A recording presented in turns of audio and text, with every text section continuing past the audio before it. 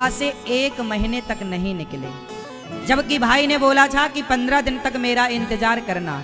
भैया बाली ने कितने दिन का बोला था कि मैं 15 दिन में से मार कर आऊंगा, और नहीं आया तो सुग्रीव तुम समझ लेना कि मैं मर गया। लेकिन सुग्रीव इतना अच्छा कि बेचारा 1 महीने तक अपने भाई का इंतजार करता रहा। जब 1 महीने में भाई नहीं आया, 30 दिन हो गए, तब सुग्रीव को डाउट हुआ कि मेरा भाई लगता है मर गया।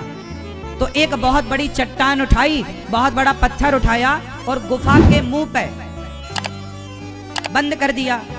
अच्छा, सुग्रीव को वरदान था कि तुम्हारा रखा पत्थर कृष्ण दोस्तों, ये केवल बाली हटा बहुत ही सकता। महत्वपूर्ण है। वीडियो को लास्ट तक देखें, आपको बहुत सी सारी चीजें इसमें अब जानने को सुग्रीव मिलेगी। यदि पत्थर रखा तो वो मैं नाम का दानव भी नहीं हटा सकता था, क्योंकि वरदान साथ है। अब सुग्रीव ने पत्थर रखा, गुफा का मुंह बंद किया, और जब घर आए तो लोगों ने कहा कि अब बिना राजा के ये कैसे चलेगा राज्य।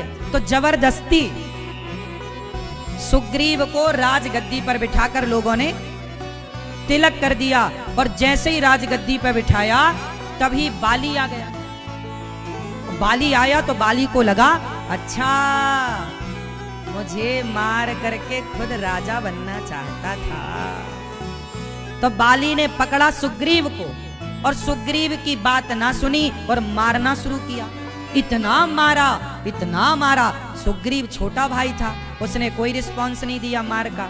वो मारता गया, मारता गया, सुग्रीव पिटते गए। ऐसा लगा कि सुग्रीव मर जाएंगे। तब लोगों ने कहा, भाग सुग्रीव भाग। तो भाग गए।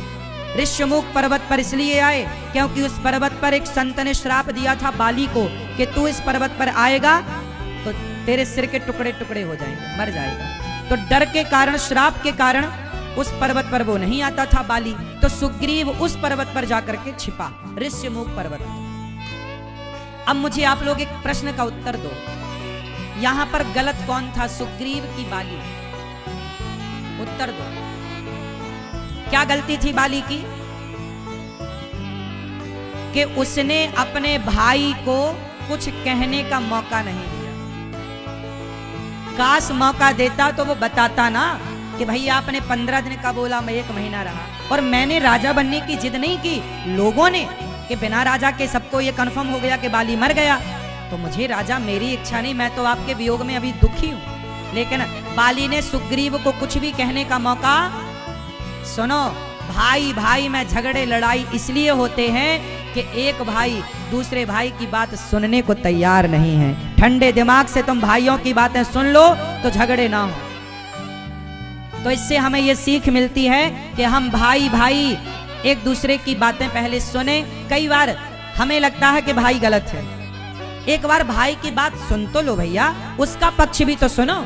श्री कृष्ण दोस्तों, देखिए कई बार आपकी पत्नी ने कुछ कह दिया, आपके भाई के खिलाफ आपने बात मानी, समझा दिया किस तरह की पत्नी की बात आपने सुनी। एक बार भाई से तो पूछ लेते कि भाई तुम्हारी भाभी ऐसी कह रही है, बहू ऐसा कह रही है, क्या ये बात सही है? कई बार जो बातें होती हैं उससे दूसरी ही बात खड़ी हो जाती है, जो बात है ही नहीं वो खड़ी है। इसलिए मेरी एक प्रार्थना सबसे रहेगी, रिश्ता चाहे भाई भाई का हो, चाहे बाप बेटे का हो, चाहे पति पत्नी का हो, चाहे दोस्त दोस्त का हो, एक बार बात सुननी जरूर चाहिए। क्यों मेरी माँ, कितने लोग इस बात से सहमत हैं कि एक बार सुनने का मौका तो दो, चाहे भाई छोटा हो या बड़ा हो, चाहे बाप हो या बेटा हो। कई बार बाप भी गलत होता है, बेटे की सुनता नहीं है और निर्णय ले लेता है बाप। एक बार बच्चे की भी तो सुन लो कि वो क्या चाह रहा है। एक बार बहू की भी तो सुन लो, वो क्या कहना चाह रही है। सास कहती है नहीं तू तो बहू है, तूने ऐसा क्यों किया, एक बार सुन लो कि उसने ऐसा क्यों किया, कारण रहा होगा कुछ। एक बार सब रिश्तों की बातें सुनी जाए। ना सुनने से सुग्रीव और बाली का विवाद इतना बढ़ा कि एक भाई को जान से हाथ धोना पड़ा। चलो अब बात करते हैं आगे की। क्या हुआ आगे? राम जी ने सुग्रीव की बात सुनी। सुग्रीव बोला कि मेरे भाई ने मुझे राज्य से निकाल दिया और मेरी पत्नी को रख लिया। मतलब सुग्रीव की पत्नी को बाली ने हड़प लिया। सुग्रीव को तो लात मार के निकाल दिया, लेकिन सुग्रीव की जो पत्नी थी, पत्नी को रख लिया बाली ने, और पत्नी के साथ वो रहता, पत्नी बना के रखता। जब ये बात राम ने सुनी कि सुग्रीव की पत्नी को भाई ने रखा है और वो उसके साथ दुराचार करता है, तो राम को गुस्सा आया और राम ने प्रतिज्ञा की, सुन सुग्रीव मारी हूं बाल ही एक ही बाण और ब्रह्म रुद्र शरणागत गए ना उबरी ही प्राण। हे सुग्रीव, तुम मेरे मित्र हो, मैं तुम्हें वचन देता हूं कि तुम्हारे भाई ने तुम्हारे साथ गलत किया है और मैं एक बाण से बाली को मारूंगा। कितने बाण से मारूंगा? एक बाण। सुनो सुग्रीव मारी हूं बाल ही एक ही। लाइक कीजिएगा। अच्छा मुझे आप लोग ये बताओ, अब हमारे इंडिया से देख रहे हैं तो वीडियो कि को शेयर बाली जरूर से कीजिए। ने सुग्रीव की पत्नी को रखा, ये बाली ने सही किया कि गलत किया? बोलो, गलत था ना? किसी की पत्नी को आपने बताओ अपने ताकत के बल पे हड़प लिया, लात मार के उसे निकाल दिया, बिल्कुल गलत काम था। राम जी ने प्रतिज्ञा की मारूंगा। अच्छा अब सवाल राम जी से करो, राम जी आप बाली को क्यों मारोगे? क्या राम की बाली से कोई दुश्मनी थी पर्सनल? जोर से।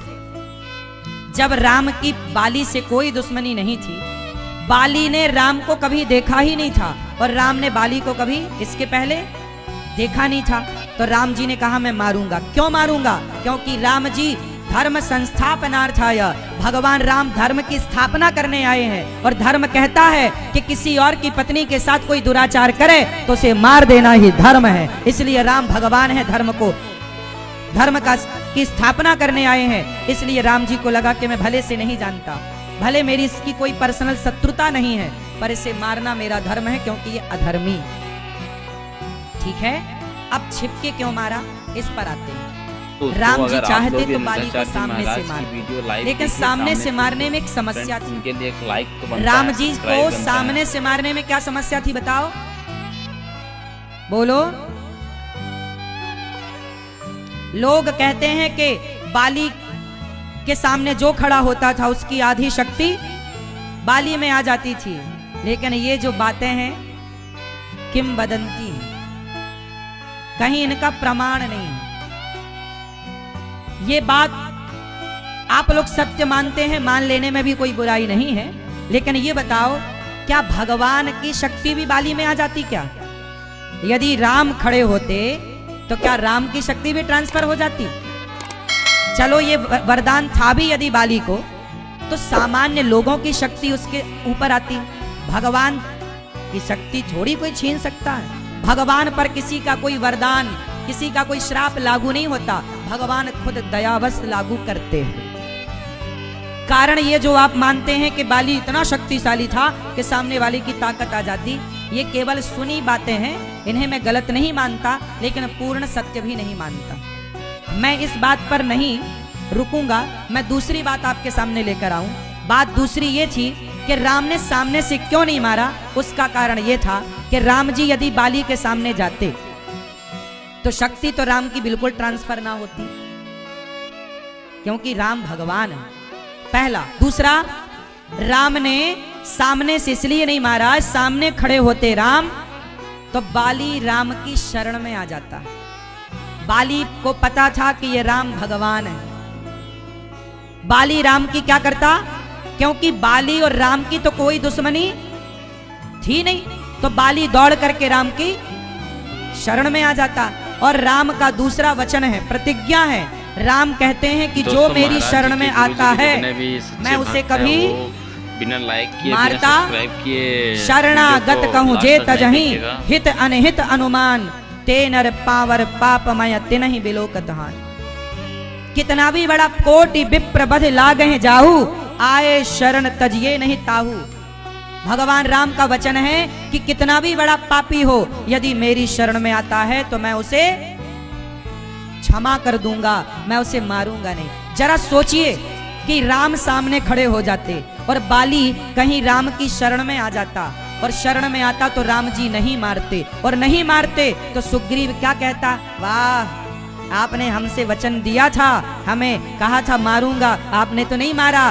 फिर बाली, फिर सुग्रीव कहता कि राम जी आपने मित्र को धोखा दिया।